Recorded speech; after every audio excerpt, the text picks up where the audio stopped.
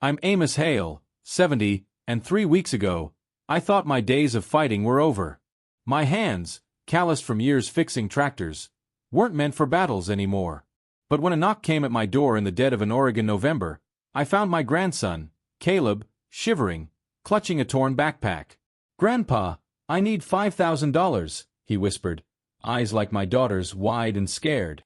"I want to get Mom a place to live." Rage burned through me, not at Caleb, but at the man who'd left them homeless. Travis Bell, my daughter Rachel's husband. If you're reading this, share where you're from below and subscribe for stories of family betrayal that might save you from missing the signs. Our farmhouse in Yamhill County had seen better days. Its wood siding chipped, the barn leaning from too many storms. Rachel grew up here, sketching wildflowers in the fields, her laugh brighter than the summer sun. After her mother died when Rachel was 12, I raised her alone, working double shifts at the co-op. She was my pride, smart, artistic, bound for college.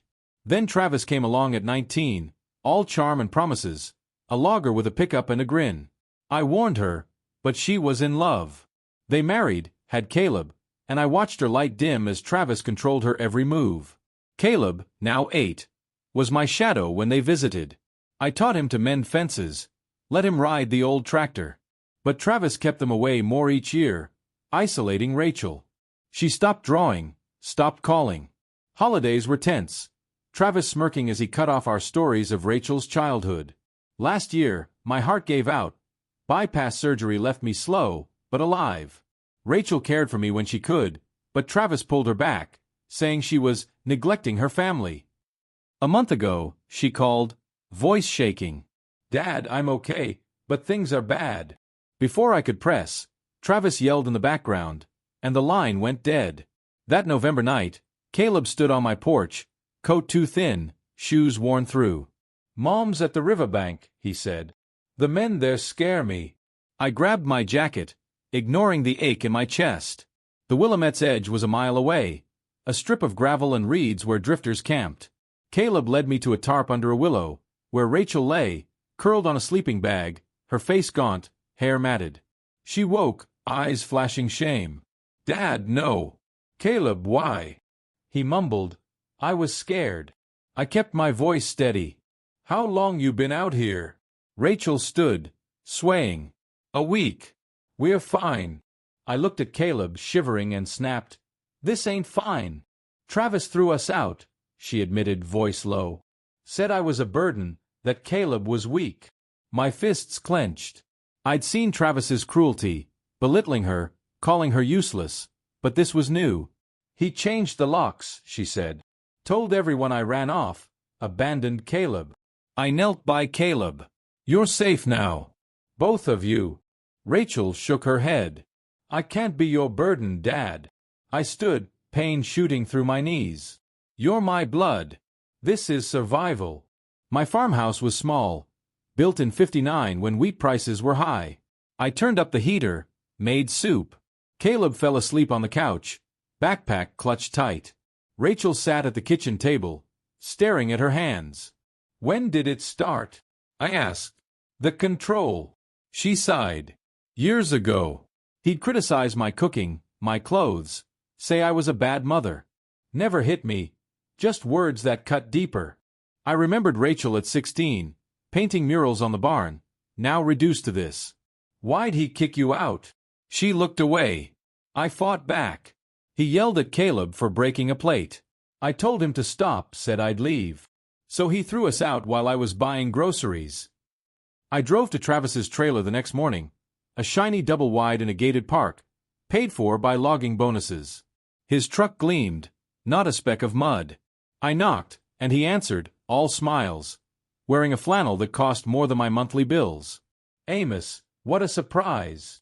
His eyes flicked to my beat-up Ford. "Trouble with Rachel?" I stepped close. "Where's my grandson supposed to sleep?" He shrugged. "Rachel took him, ran off. She's unstable, you know." The lie was smooth, practiced. "You threw them out," I said. His smile didn't waver. "She left. Amos. I'm filing for custody. Caleb needs stability."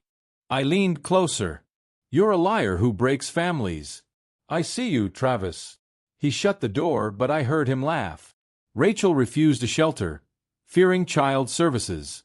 They'll take Caleb, she said. I enrolled him in school, listing my address. The principal, Ms. Carter, was kind but skeptical. Temporary situation, I said. He'll be with us. Caleb started classes, but kids whispered he was the river kid. He ate lunch alone, head down. Why don't they like me? He asked, climbing into my truck. I pulled over. You're brave, Caleb. They don't get it yet, but they will. Travis's lawyer sent papers, emergency custody, claiming Rachel was unfit, citing my heart condition as proof I couldn't care for Caleb. Court was in 6 weeks. Rachel got a part-time job at a feed store, but her resume was thin after years under Travis's thumb. I sold my tools, wrenches, drills, a lifetime of work, for $3,000. The tractor went for $2,000. Rachel cried, "Dad, this is your life." I shook my head. It's metal. Caleb's my life. We bought a used trailer in a park off Highway 99. 2 bedrooms, clean but small. It was ours.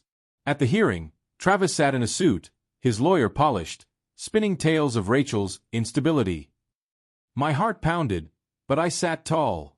Rachel's public defender, young but fierce, showed her job contract, the trailer's lease, Caleb's school records. Rachel testified, voice steady. I was scared, but I'm building a home for my son. I'll never stop fighting for him. Travis claimed she'd abandoned Caleb, but under cross-examination, he faltered. Did you lock her out? The lawyer asked. Travis's jaw tightened. She left. With no clothes, no money? He had no answer. Judge Larson, a woman with sharp eyes, saw through him. Custody to Ms. Hale. Supervised visitation for Mr. Bell. The gavel fell like a hammer on Travis's lies. Spring came, and we planted a garden by the trailer. Carrots, beans. Caleb made friends, his laughter filling the air. Rachel started sketching again, wildflowers blooming on paper. Travis rarely showed for visits, his control slipping away. One evening, Caleb showed me a drawing of our trailer, me fixing a fence. Is this home forever? He asked. Long as you want, I said. Rachel joined us, smiling, a pencil behind her ear. Travis might try again, but I'd be ready. For now, we had dinner to eat, stories to tell, and a family to hold. Blood doesn't bow.